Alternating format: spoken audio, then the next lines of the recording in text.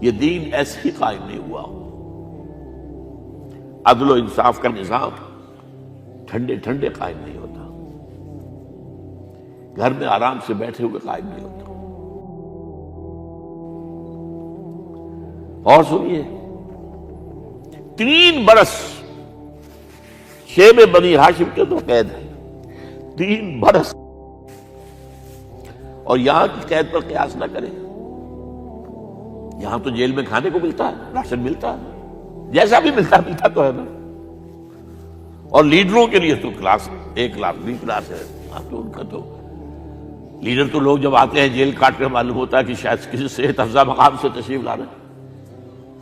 وہاں کیا تھا؟ ٹوٹل بائیکاٹ، ایک گھاٹی، ادھر پہاڑ ادھر پہاڑ، دونوں طرف جو ہے پہرے، کوئی کھانے پینے کی چیز اندر نہیں جائے گی، اور پورا خاندان بنی ہاشم، وہ بھی کہ جو ایمان نہیں لائے، وہ قبائلی زندگی تھی نا۔ بنو ہاشم چونکہ حضور کو پشت پناہی چھوڑنے کو تیار نہیں ہوئے، ابو طالب نے آخری وقت تک بھی ساتھ نہیں چھوڑا۔ ہاں، آخری وقت کے قریب ایک بات ہو گئی تھی۔ ایک مرتبہ تو ہوا کہ وفد آیا ہے قریش کا کہ اپنے بھتیجے کو روک لو، وہ ہمارے معبودوں کی توہین کرتا ہے۔ ابو طالب نے بلایا اور آپ سے کہا کہ یہ کچھ اپنے رویے کو بدلے۔ آپ نے فرمایا چچا جان، اب تو چاہیے میرے ایک ہاتھ پر سورج اور دوسرے پر چاند رکھ دے، میں اپنے اس مشن کو چھوڑ نہیں سکتا۔ یہ ہے استقامت۔ اور ابو طالب کے عین انتقال کے وقت جو معاملہ ہوا، جب وفد آیا ہے کہ ٹھیک ہے اب ہمارا جو ہے صبر کا پیمانہ لبریز ہو گیا ہے، اب ٹھیک ہے آ جاؤ میدان میں، تم بھی ساتھ چھوڑنے کو تیار نہیں ہو۔ ابو طالب نے بلایا، بھتیجے مجھ پر اتنا بوجھ نہ ڈالو جو میں برداشت نہ کر سکوں۔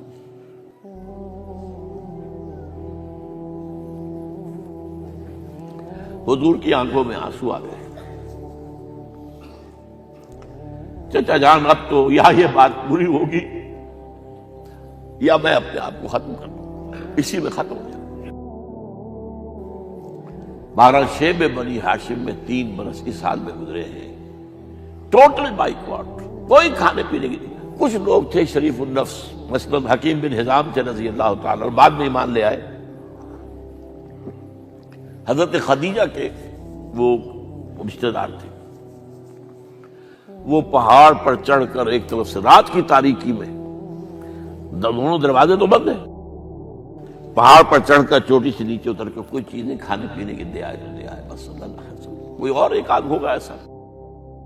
یہاں تک نوبت آئی ہے کہ بنی ہاشم کے یہ پھول جیسے بچے معصوم بھوک سے بلبلا رہے ہیں، اور اس کے سوا کچھ نہیں ہے کہ سوکھے چمڑے ابال کر اس کا پانی ان کے حلق میں ٹپکا دیا جائے۔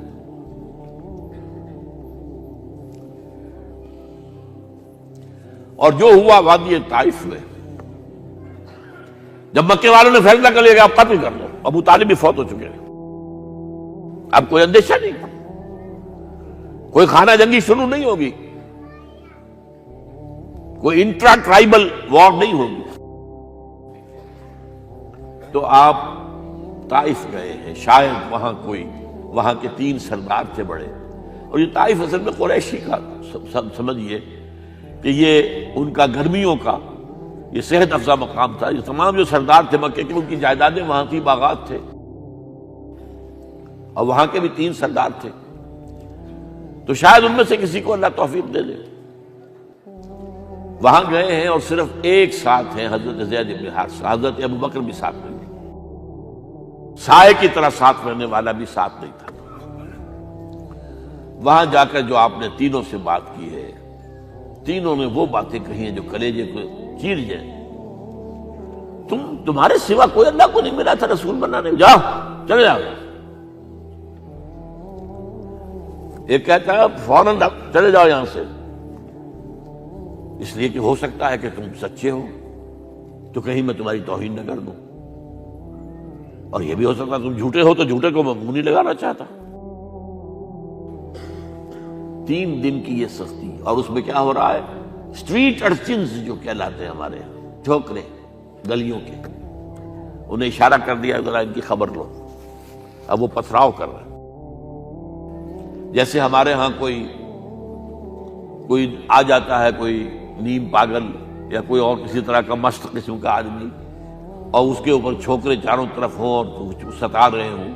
یہ نقشہ تھا اور طائف کی گلیاں تھیں اور محبوب رب العالمین تھے. ادھر سے پتھر آ رہے ہیں تو زید بن حارثہ رکاوٹ بن گئے، لیکن پیچھے سے آ رہے ہیں، وہ کیسے روکیں گے؟ پیچھے جاتے ہیں تو ادھر سے آ رہے ہیں. جسم لہو لہان ہے، خون رس رس کر زخموں سے جوتیوں میں آ کے جم گیا ہے. پھر وہاں سے آپ نکل کر گئے ہیں. ایک باغ میں تھوڑی سی پناہ لی ہے تھوڑی دیر کے لیے، جوتے بڑی مشکل سے اترے ہیں، خون جمع ہوا. اور وہ جو پھر دعا نکلی ہے آپ کے، وہ کلیجے کو چیر جانے والی ہے. اللہم الیک اشکو ضعف قوتی وقلت حیلتی وحوانی علی الناس. اے اللہ تیری جناب میں فریاد لے کر آیا ہوں اپنی قوت کی کمی کا، اپنے وسائل کی کمی کا، اور لوگوں میں جو رسوائی ہو رہی ہے. الی من تکلنی الی بعید یتجہمنی اور الی عدو ملکت امری. مجھے کس کے حوالہ کر دیا ہے؟ مجھے دشمن کے حوالے کر دیا جو چاہے میرے ساتھ کر گزرے. فریاد ہے کہ نہیں؟ بڑی زوردار فریاد ہے، بڑی زوردار. لیکن پھر مقام عبدیت کا ظہور ہوتا ہے. ان لم یکن علی غضبک فلا ابالی. اے اللہ اگر تو ناراض نہیں ہے، مجھے اندیشہ یہ ہو گیا کہ کہیں تو ناراض تو نہیں ہو گیا ہے، کہیں تو نے میرا ساتھ تو نہیں چھوڑ دیا ہے. اگر تو ناراض نہیں تو مجھے کوئی پرواہ نہیں، جو ہو سو سر تسلیم خواہ میں جو مزاج یار میں آئے. واپس آئے ہیں تو مکے میں داخل نہیں ہو سکتے تھے، وہاں تو قتل کا فیصلہ ہو چکا. باہر ہی آپ نے ڈیرا لگایا، زید بن حارثہ کو بھیجا فلاں شخص کے پاس جاؤ کہ تم اگر امان میں لے لو محمد کو تو محمد آ جائیں. تمہیں تو میری یہ پوزیشن نہیں ہے، میں قریش کے مقابلے میں امان نہیں دے سکتا. دوسرے کے پاس بھیجا، اس نے بھی کچھ ایسے جواب دے دیا. تیسرے کے پاس جب گئے حضرت زید، مطعم بن عدی، اس نے کہا ٹھیک ہے میں امان دیتا ہوں محمد کو، وہ آ جائے مکے میں. حضور سے آگے کہا، حضور نے فرمایا نہیں جا کر کہو، آ کر لے کر جا. کیوں؟ کیا پتا اچانک جو ہے میرے داخل ہوتے ہی کوئی مجھ پر حملہ کرے، قتل کر دے. وہ تو یہ کہہ سکے کہ ہمیں کیا پتا تھا کہ مطعم نے جو ہے امان دی ہے. I never knew it. اب یہ قبیلے کے اندر یہ ہوتا تھا کہ ایک نے امان دے دی، سب کی طرف سے امان. لہذا حضور نے فرمایا آ کر لے کر جاؤ. وہ اپنے 6 بیٹوں کو ہتھیار سجا کر لے کر آیا ہے اور پھر لے کر گیا حضور کو، کہتا ہوا گزر رہا ہے راستے میں، لوگوں سن لو محمد میری امان میں ہے صلی اللہ علیہ وسلم. اس لیے آپ کو مکے کے اندر پھر 2-2.5 سال مزید رہنے کا موقع ملا ہے.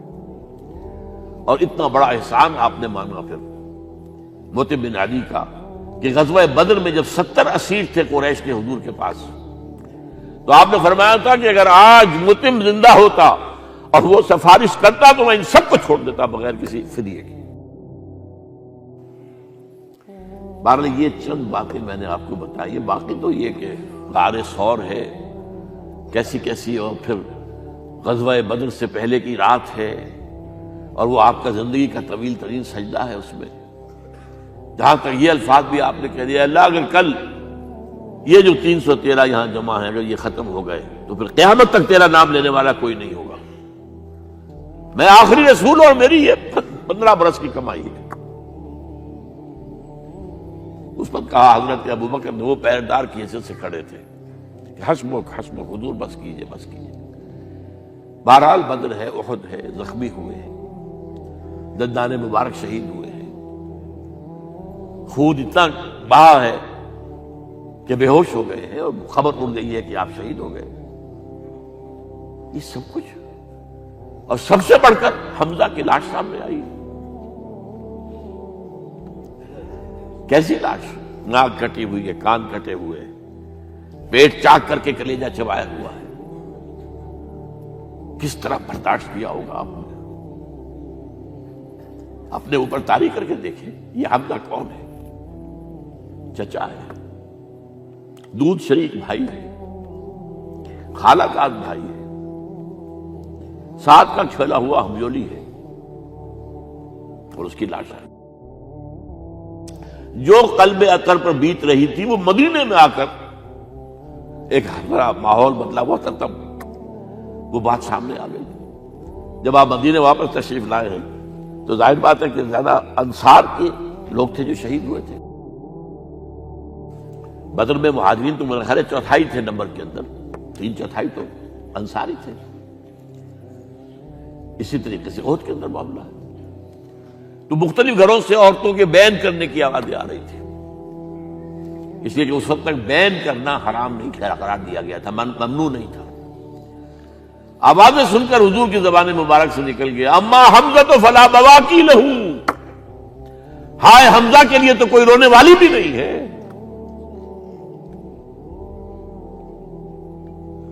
اس پر پھر صحابہ نے، انصار نے اپنے ہاں کی خواتین کو حضرت صفیہ کے ہمیں جب وہ سگی بہن تھی، وہاں انہوں نے جا کے بھی تعزیت کی بہن کی۔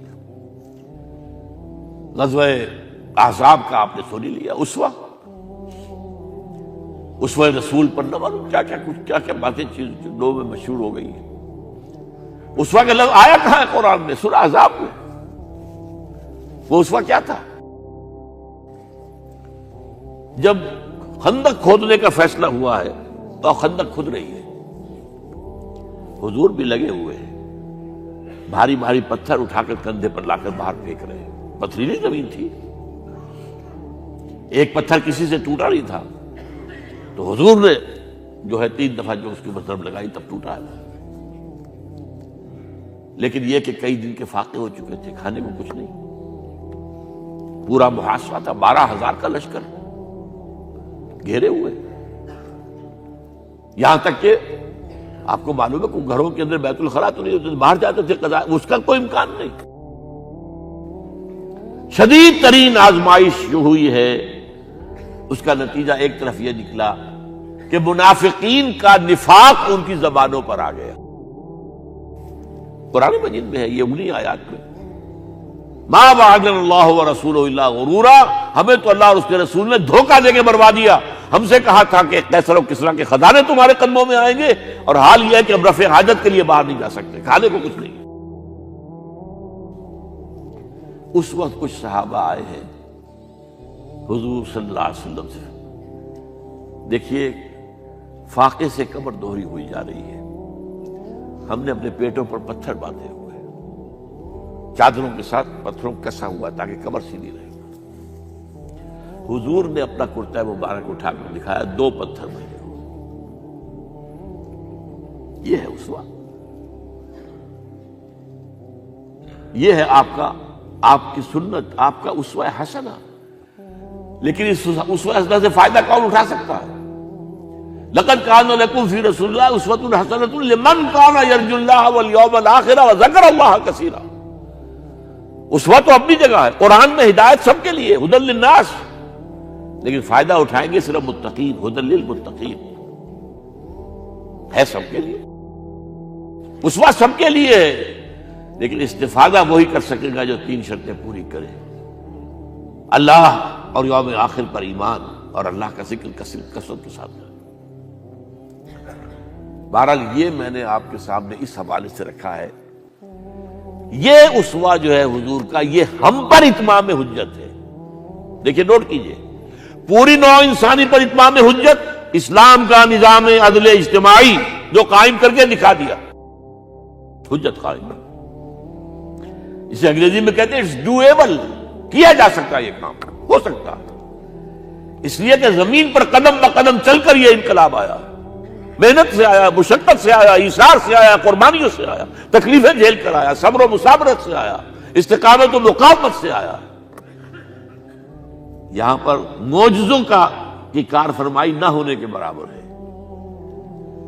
یہاں دھوپ سے بچانے کے لیے کوئی اللہ نے صاحبان نہیں دیا، صلی اللہ علیہ الغمام، اور بھوک سے بچانے کے لیے من و سلوہ نازل نہیں ہوئے۔ غزوہ تبوک میں ایسا بھی ہوا ہے کہ 3 مجاہدین کا 24 گھنٹے کا راشن ایک کھجور، ایک کھجور، ایک نے منہ میں رکھی، کچھ چوس لی، کچھ گلوکوز چلا گیا اس میں سے، دوسرے کو دے دی، اس نے چوس لی، پھر تیسرے کو دے دی۔ من و سلوہ نازل نہیں ہوئی۔ محنت، مشقت، ایثار، قربانی، صبر، مثابرت، استقامت، مقاومت، یہ ہے اسوہ رسول۔